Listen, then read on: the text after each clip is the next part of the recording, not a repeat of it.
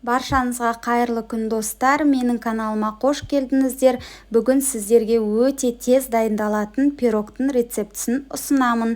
Менімен бірге дайындаңыздар. Таза құрғақ ыдысымызға 3 жұмыртқаны жарып аламыз.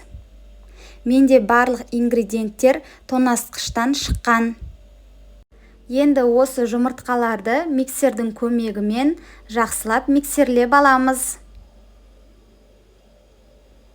Кішкене көпіршігеннен кейін қантымызды салып, аппақ болып көпіргенше миксерлейміз.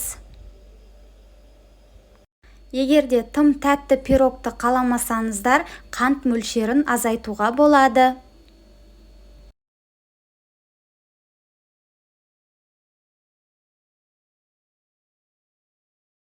Мінекей осылай аппақ болып көпіргенде қаймағымызды саламыз.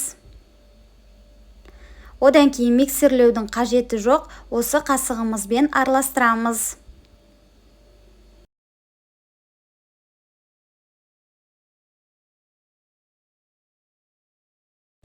Енді ванилинді қосып, тағы да араластыратын боламыз.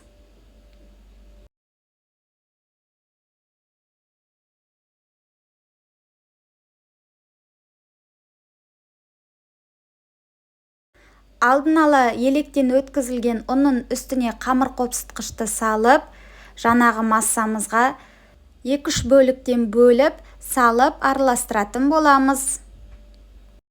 Бұл пирогтың жасалу жолы өте оңай. Барлық ингредиенттерді тоңазытқыштан алып, жақсылап араластырып, қыздырылған пеште пісіруіміз керек. Ұнымызды төменнен жоғарыға қарай жақсылап араластырып аламыз. Одан кейін 22 сантиметрлік формамызға осы массамызды құямыз. Форманы майлаудың қажеті жоқ.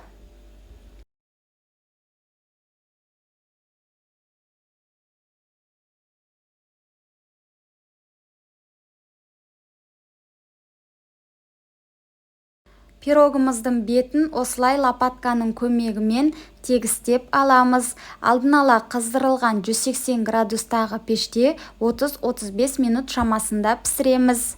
Піскенін ағаш таяқшамен тексеруді ұмытпаймыз. Мінекей біздің оңай жасалатын пирогымыз дайын. Міндетті түрде дайындап көріңіздер.